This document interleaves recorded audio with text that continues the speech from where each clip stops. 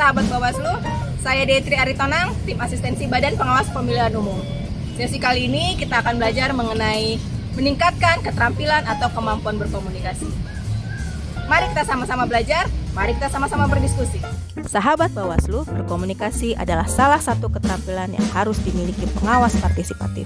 Sebab, selain memantau tahapan pemilu dan pilkada, serta melaporkan dugaan pelanggaran kepada Bawaslu, sahabat Bawaslu juga perlu menularkan semangat pengawasan partisipatif pemilu. Dengan komunikasi yang efektif, sahabat Bawaslu dapat mempengaruhi orang lain, baik keluarga, rekan, atau kerabat, untuk bersama kita mengawasi pemilu dan pilkada. Ada 3 jenis keterampilan komunikasi. Sahabat mungkin menguasai salah satu atau lebih di antaranya. Pertama, keterampilan komunikasi lisan, pidato, presentasi, atau public speaking. Kedua, keterampilan komunikasi tulisan, seperti memo, surat, laporan, opini, bahkan blog. Terakhir, keterampilan komunikasi visual, seperti gambar, bahkan rambu lalu lintas.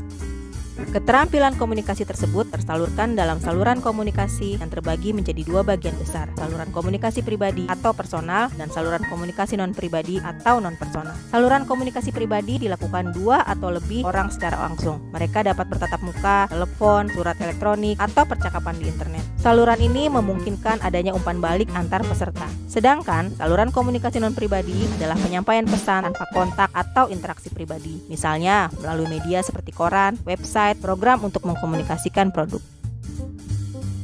Adapun media yang lazim digunakan dalam berkomunikasi saat ini adalah televisi, reklame luar ruang, internet, radio, dan media massa cetak. Setiap media komunikasi tersebut memiliki kekuatan, kelemahan, bahkan peminatnya masing-masing. Saat ini, televisi masih menjadi media komunikasi yang paling banyak diminati. Sedangkan, dari sisi kemudahan akses dan keluasan jangkauan, media internet adalah pilihan yang efektif dan efisien. Dalam topik kehumasan, dibahas pula penggunaan media sosial dalam pengawasan partisipatif pemilu oleh pemateri lain. Sahabat Bawaslu, dalam berkomunikasi terdapat pula berbagai hambatan. Hambatan komunikasi adalah segala sesuatu yang menghalangi tercapainya komunikasi yang efektif. Dalam proses komunikasi, kita kerap menemukan hambatan, yaitu pertama, hambatan personal yang merupakan hambatan yang terjadi baik pada diri kita sebagai penyampai pesan atau komunikator maupun pada audiens atau komunikan. Hambatan ini dapat berupa sikap, emosi, stereotyping, bias, dan sebagainya. Kedua, hambatan kultural atau budaya. Dalam berkomunikasi, kita perlu memahami perbedaan dalam hal nilai dan kepercayaan yang dianut seseorang. Hambatan kultural mencakup bahasa, kepercayaan, keyakinan. Misalnya, hambatan bahasa terjadi ketika orang yang berkomunikasi tidak menggunakan bahasa yang sama atau tidak memiliki tingkat kemampuan berbahasa yang sama.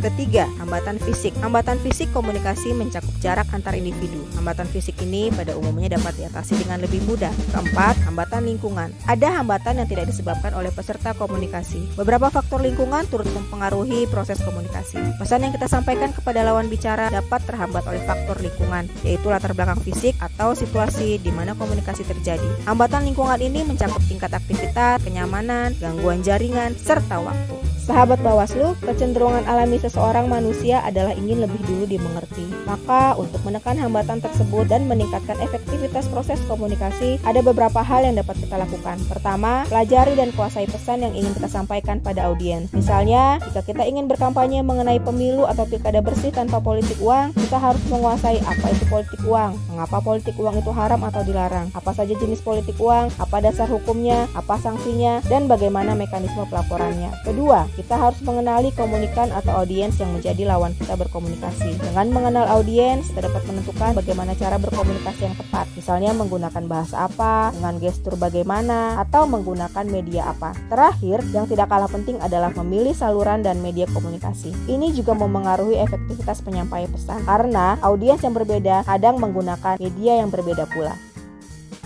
Lalu, bagaimana meningkatkan keterampilan kita berkomunikasi? Pertama, kita perlu mendengarkan. Belajarlah untuk mendengarkan atau melihat gaya orang berkomunikasi. Dengan begitu, kita bisa mendapatkan inspirasi baru dalam cara berkomunikasi. Kedua, pelajari tren komunikasi yang terjadi. Ada kalanya ketika orang-orang gemar menggunakan radio. Berkomunikasilah dengan radio. Kemudian, ada masanya orang gemar menonton televisi. Dan kini, sedang tren berkomunikasi melalui media sosial. Pelajarilah karakter setiap platform media sosial dan penggunanya, kuasai caranya, dan jadilah viral. Ketiga, berlatih. Semua keterampilan tentu membutuhkan latihan. Untuk bisa meningkatkan keterampilan komunikasi, ayo berlatih berbicara dengan efektif. Untuk meningkatkan keterampilan komunikasi lisan, bisa dengan berbicara di depan cermin. Jika ingin meningkatkan keterampilan komunikasi tulisan, tentu dengan lebih banyak membuat karya tulis, apapun bentuknya. Jika ingin meningkatkan keterampilan komunikasi visual, dapat berlatih desain grafis. Keempat adalah dengan membaca. Membaca memberikan lebih banyak kosakata baru. Jika kita menguasai banyak kosakata, kita akan lebih terampil berkomunikasi. Membaca juga perlu dilakukan untuk mempelajari isu atau pesan yang ingin kita sampaikan. Penguasaan atas pesan yang ingin kita sampaikan dapat meningkatkan kepercayaan diri dan kemampuan berkomunikasi. Kelima, observasi. Dengan melakukan observasi, kita dapat mengumpulkan informasi tentang beragam cara orang berkomunikasi, mulai dari pemilihan media, penentuan bahasa. Sesudah observasi, tentu kita bisa menerapkannya. Keenam, yang penting juga adalah berkomunitas. Dengan berkomunitas atau bergaul, kita akan lebih mudah mendapatkan rekan diskusi yang dapat menjadi medium latihan peningkatan keterampilan komunikasi. Dalam bergaul juga kita jadi tahu tren komunikasi. Ketujuh, jika memungkinkan, ikutilah pelatihan langsung dari para ahli. Dan yang terakhir, yang penting juga adalah evaluasi. Dengan melakukan evaluasi, kita tahu apa kekurangan kita dalam berkomunikasi dan memperbaiki serta mengimprovisasi kemampuan kita. Baiklah, itu tadi pemantik diskusi kita. Sekarang saatnya kita berdiskusi. Salam!